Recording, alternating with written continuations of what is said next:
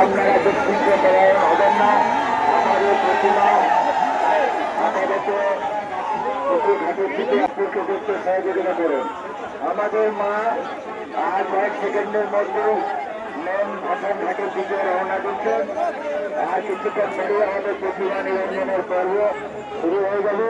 তাই আপনারা যারা দর্শন করতে এসছেন দর্শনার্থীরা তারা মাকে দর্শন করুন এবং অপরকে দর্শন করতে সহযোগিতা করুন।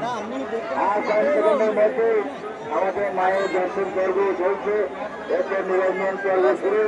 তাই নিরঞ্জন পর্বের আগে যারা মাকে আশীর্বাদ নিতে হচ্ছেন দর্শন করার জন্য তারা এগো তারা যেন উপস্থিত হয়ে সঠিকভাবে তাদের কর্তব্য পালন করবেন। কোন রকম কোন উচ্ছৃঙ্খল বা কোন বিশৃঙ্খলার ঘটনা ঘটানোর চেষ্টা করবেন না। এখানে এত সুন্দর একটা অনুষ্ঠান যেটা আপনার সকলের বাড়ির অনুষ্ঠান।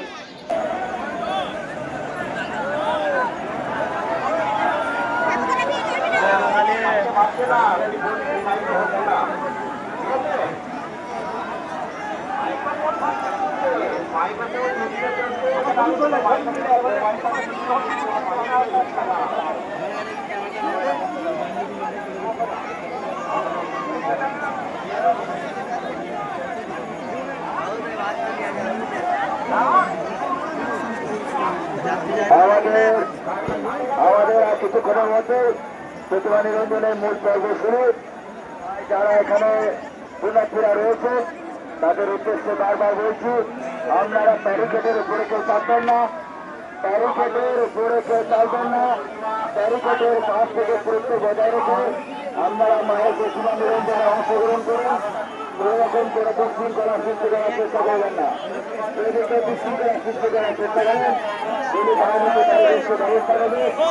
আমরা তরুণ ক্যামেরায় মাধ্যম দিয়ে এবং আমাদের পুলিশ প্রশাসনের নজরদারিতে সুপারস্টার ম্যানেজমেন্টের নজরদারিতে গোয়েন্দা বিভাগের নজরদারিতে আমরা এখানে মায়ের প্রতিমা নিরঞ্জন করছি।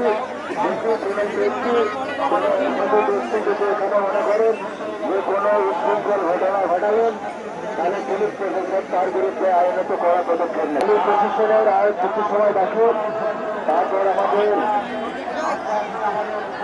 চলেছে তোমরা যারা বেরিয়ে যাচ্ছে আস্তে আস্তে বেরিয়ে যায়। খেলাধুলি করবে না, কেউ খেলাধুলি করবে না, এখানে বয়স্ক লোকজনরা আছে তাই আস্তে আস্তে করে বেরিয়ে যায়। এইটুকু বলবো। আর কিছুক্ষণের সাথে অপরকে আনন্দের সুযোগ করতে দিন। আমরা মন্দির শুনলে আর কিছুক্ষণের মধ্যে আমাদের প্রতিমা নিরঞ্জনের পর্ব শুরু হচ্ছে। তাই নিরঞ্জনের সহযোগিতা করে আর কয়েকদিনের মধ্যে আমাদের প্রতিমা নিরঞ্জনের কর্মসূচি শুরু হয়ে যাবে। 12:30টার মধ্যে শেষ করবে।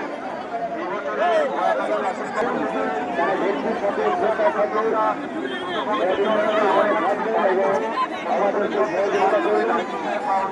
অন্যান্য যারা এখানে রয়েছেন তাদের কাছ থেকে আপনারা